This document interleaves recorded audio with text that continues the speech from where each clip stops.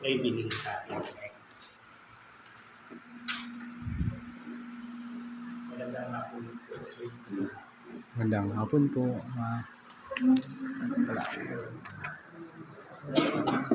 Yung mensahe ngayon ay yung sinabi mo kanina ay yung nakakinig yung nandito at wala dito. Puso tayo ay humihiling sa Kanya. Lagi natin tandaan, lagi tayong humihiling sa Kanya. To Jesus Christ.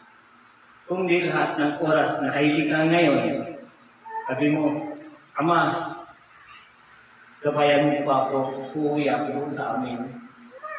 Ngayon, ang punong mga bantay, mga anghel, at ihatid ka doon.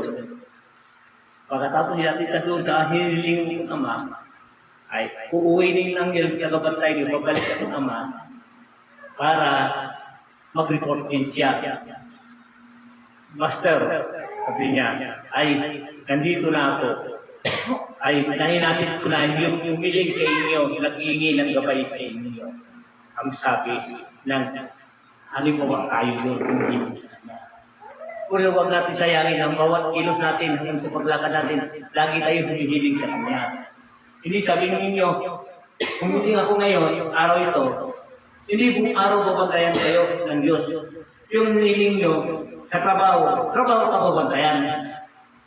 Katapos, dati sa trabaho, babantayan ka hanggang sa pag-uwi mo, humiling ka naman, Ama, uwi na rin ako dahil kailangan ko ay makikita ko ng pamilya ko. Sige, sabi ng Ama, ang lahat ng punong mga bantay anghel at babantayan kanila at ihatid kanila sa bahay ay malinis.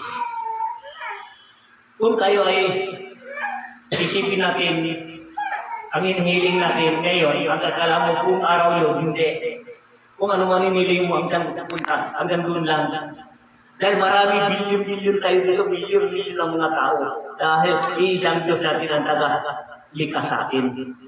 Ang maraming mga anghel din, inipon niya mga anghel para magbabantay sa atin. Ang sabi ng Diyos, ang lahat man ang hinihiling sa akin ay mga punong anghel, mga bantay ko, at gwardiyahanin sila at bantayan niyo kung lahat ang pangalan ko ang tinatawag nila at kayo ang mag-guide sa kanila hanggang patungo kung ano man ang hiniling niya, pauwi, hanggang sa pauwi yun. Tapos mag-report ka sa akin kung nakauwi na siya. Kailangan lagi mag-report tayo o Ama para ang Ama lagi may nagbabantay sa ating anghel para saan tayo patutungo, binabantayan tayo hanggang darating tayo sa patutungan natin. Amen? Yun ang sa pangalan ni Jesus ang dakilang Ama at Tagaligtas. Hindi yung sabi nila, naksidente ka ngayon, nagpaalam ka itong kahapon, katong umaga, naksidente ka, hindi ka nagpaalam sa Diyos nang naglikas sa atin, ay ibig sabihin, hindi ka mababantayan dahil nakalimutan mo na ang nagbantay gusto magbabantay sa iyo, gusto mo nagagay sa iyo ang Diyos. Dahil ang Diyos di tayo mababayaan kung di natin siya makalimutan. Amen. Kung tayo minsan ay nasidente, dahil nakalimutan natin humingi ng gabay sa Diyos. So, kailangan natin lagi tumatawag sa Kanya, lagi tayo ay ginagayad niya. Dahil ang mga bantay, mga anghel, at hindi tayo pababayaan. Kung masipag lang tayo humiling sa Kanya, masipag din ang anghel ang pabantay sa atin. Kung tamad tayo humiling sa Kanya, at wala magpapansin sa iyo, dahil ang lahat yan, ang sabi ng Ama, anak, hindi lang kita, anak, pababantayan. Marami kayo, bilib-bilib kayo. Kailangan ang bawat salita niyo sa aking pangalan at may magbabantay sa inyo. Sa pangalan ni Jesus. Amen. Puro kailangan natin ngayon, maraming sakuna, maraming sakit, kailangan natin lagi humihiling sa Kanya, hingitin ng gabay para gagabayan tayo ng Kanya. Ang sabi ng Ama, ang lahat ng sinuman ang humiling sa akin, kayo ang mga bantay ko, ang mga punong anghel, at bantayan niyo sila. Kung oras may nangyari sa kanila, parurusahan ko rin kayo. Dahil sila ay dapat ninyo diskutuin, igagalang, halagaan niyo sila. Dahil sa pangalan ko ay tinatawag, dapat respetuhin natin. At gampanan natin ang katungkulan para sa kanyang kalikasan. Amen. Yun lang naman, ang sabi ng Ama. Yun, binigyan kayo ng ilaw ng iyong isip at puso. Yung ilaw, lagi natin tawagin si Jesus para tagaligtas natin lahat. Amen. Amen. Lahat, ano man ang mga sakit ninyo, pabayaan ninyo, hiling lang kayo sa Kanya, hingi kayo ng gabay.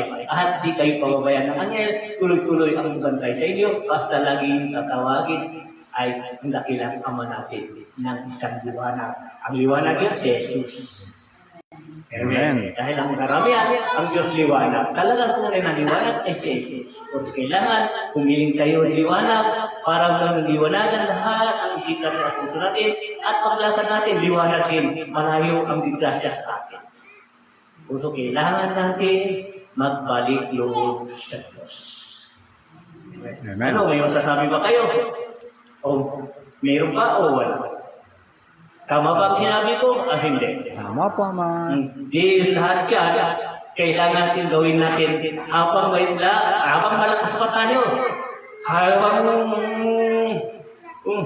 talagang sulit tayo. Si Lord lagi tawagan natin para nagagay sa atin si Lord. Gagabayan sa ni Lord. Dahil ang mga angel lagi nagabantay sa atin. Dahil sa pangalan ni Jesus, nakila ka mga tagaligtas, liligtas tayo ng mga angel sa pangalan ng Diyos. Amen. Buhay na buhay. Yun lang naman ang kunting aral at kunting paliwanag ng Diyos. Ikaw ang basbas ng Diyos.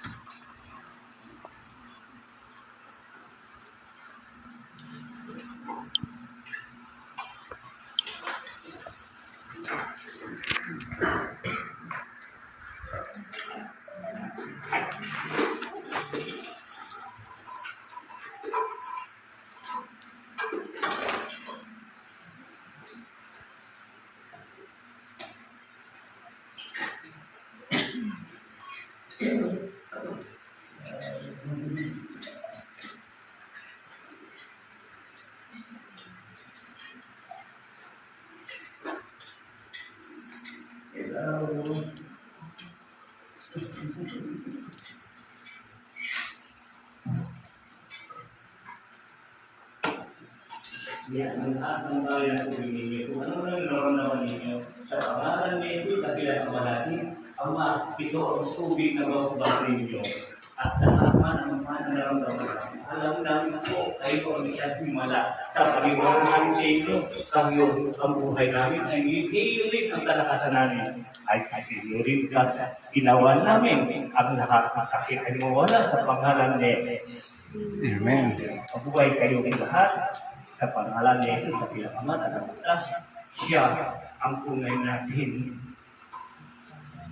Tunay tagaligtas ay si Jesus. Amen. Buhay kayo, mabuhay si Jesus. Malapakan natin si Jesus, dakila ka mga. Hapon po sa inyo pong lahat. Ito sinabi sa yung matanda sa Manawag, magsuot na daw ako ng mahabang damit. Dahil ang subo sa akin sa taas, pagsuot na rin ako mahabang damit. Ang magpalo ako naman sa akin sa Manawag, matanda, pagsuot na rin ako mahabang damit. Dahil ako ay naglilingkod sa Diyos. Usap lahat, mga mensahe natin dito, galing sa Diyos. Walang galing sa akin, kung hindi galing sa Kanya. Ang may kapal, ang pinagbigay ng liwanag sa atin. Amen. Pagbuhay ay ulit, pagbuhay ang pagtitiwala sa sarili, pagtitiwala sa Diyos, pagtitiwala ang bawat isa sa atin. Ang Diyos ay nasa Kanya. Amen? Amen. Buhay, mabuhay ulit sa inyo. Amen. Hapon po sa inyo pong lahat. God bless po sa lahat. Maraming salamat po.